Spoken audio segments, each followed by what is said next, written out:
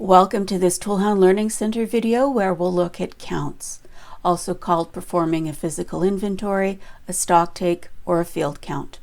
Whatever you call it, an inventory count is a cycle of deciding what to count, then counting your tools and equipment before finally closing the count and reconciling the quantities. Defining the count establishes what will be counted. When creating the count, you select the count type and add any parameters to define its purpose. Multiple counts can be open at once, allowing you to focus on different areas for different reasons. This means you don't have to freeze your entire tool room or warehouse for a physical inventory. Create count opens on the description and stocking point. This is the first step. Use a meaningful description to distinguish between different counts that may be open at the same time. The next step is to select the count type. Available options are whatever I like, with criteria, by date last counted, and by entity. We'll start with a whatever I like, which requires no criteria and it has no expectations or a list of items that we'll need to count. Note the count number displayed. Now let's create a count with criteria. We start the same way by entering a description and selecting the stocking point before selecting the count type. Now we have a criteria tab, which is similar to the advanced filters for reports. Let's create a filter for all serialized items where the average cost for the part number is $5,000 or greater. Our first criteria is inventory type serialized is true. We use an AND connector and select the inventory average cost is greater than or equal to 5,000. Items to count shows every item ID matching the criteria we entered, and we'll save. To create a count by date last counted, also known as a cycle count, we start the same way. We enter the description and the stocking point, and then in the second step, we select the type by date last counted. And on the Criteria tab, we'll select the date last counted before November 1st, 2023. The Items to be Counted tab shows all items matching that condition.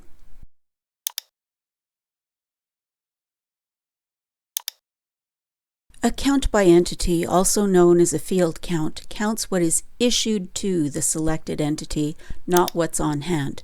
This is similar to comparing the issues report or the issued assets email.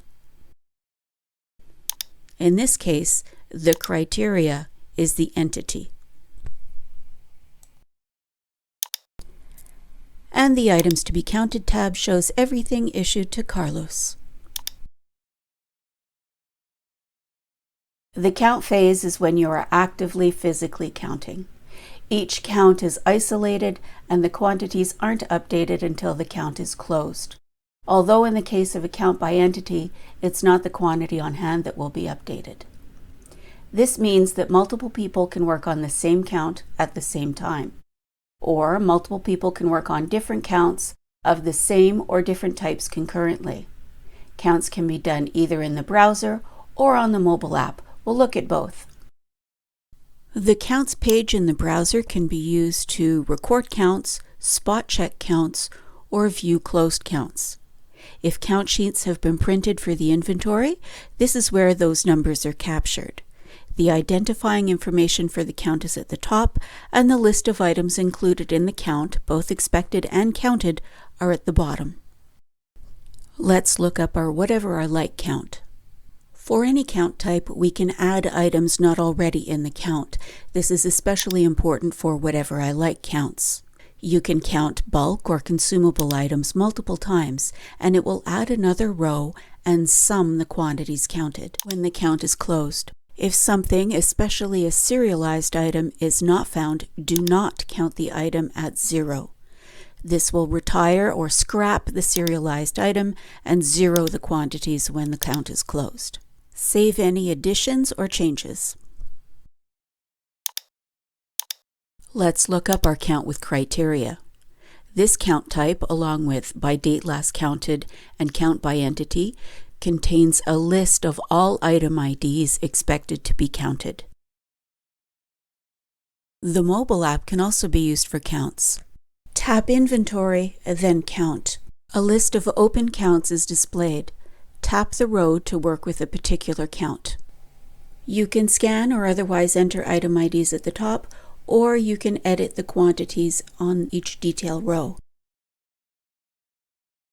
Always save your changes before exiting the count. To create a new count, tap plus at the top right corner. Enter a description and then select the count type. Select from Count Whatever I Like and Count by Entity. We'll start with Whatever I Like. We proceed to scan or otherwise enter the item we wish to count and enter any quantities for bulk or consumable items.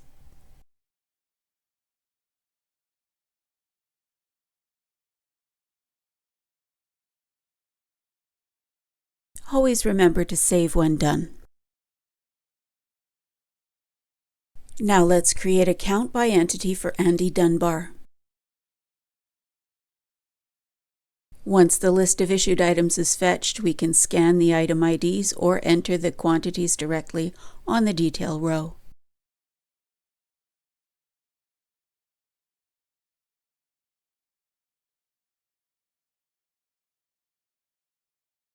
Closing the count finalizes the count by updating the quantity on hand. If necessary, documents such as adjustments or issued transactions are created, and any items counted explicitly at 0 will be retired. All documents reference the count number, so you can run reports using this as a filter.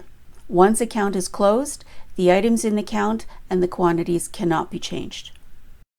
Here's our count with criteria for serialized items over $5,000. 3 different users have worked on this count. Before closing the count, it's best practice to review, spot check, and make any corrections to the count. The Discrepancies tab shows a roll-up of counted part numbers where the counted quantity doesn't match the expected quantity for the part. We see this same information on the count by entity. Uncounted parts or parts with no discrepancy aren't listed. The close count page shows the general information for the count, an option to print the discrepancy report when the count is closed, and some required options for how to handle the quantity changes. When you're ready to finalize the count, look up the count number, optionally select Print Discrepancy Report. Then select the Reinstate status for items that were previously retired but were counted as on hand. Select the return transaction type for anything that was previously issued but found on hand, and the return status, and select the retired status for anything that was explicitly counted at 0. For counts by entity, select the issue transaction type used to issue any items found with the entity that were not previously issued. Click Save to process the updates to the quantity on hand, create any necessary inventory adjustment documents, and update the last count date field for the combination of part number and stocking point and each serialized item counted. When viewing a closed count, the Discrepancies tab is replaced by a Final tab. It contains the same information, showing any differences between counted part numbers and expected quantities. The last count date shows the date the item was counted, regardless of the date it was closed.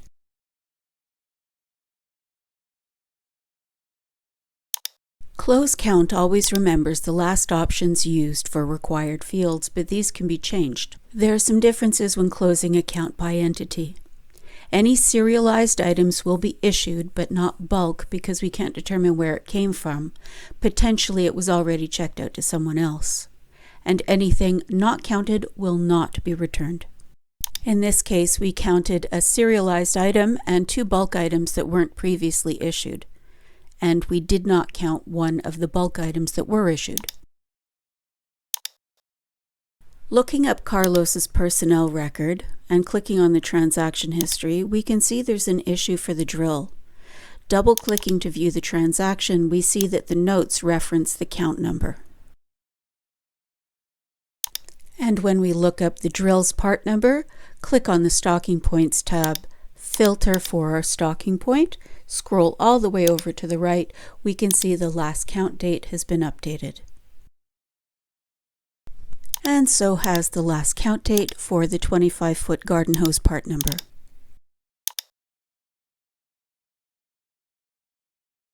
Let's review what we've learned so far. Multiple counts can be opened concurrently. The cycle to perform an inventory is to create the count, do the counting, and finally close the count. Count only what's on hand. Explicitly counting inventory at 0 will retire serialized items. Closing the count updates the quantity on hand and the last count date. In the case of serialized items, this is not only on the part number, but also carried on the item itself. Documents reference the count number so you can run reports using this as a filter. Thanks for watching this video from the ToolHound Learning Center. For any questions, contact our support team. And remember, subscribe and hit the notification bell.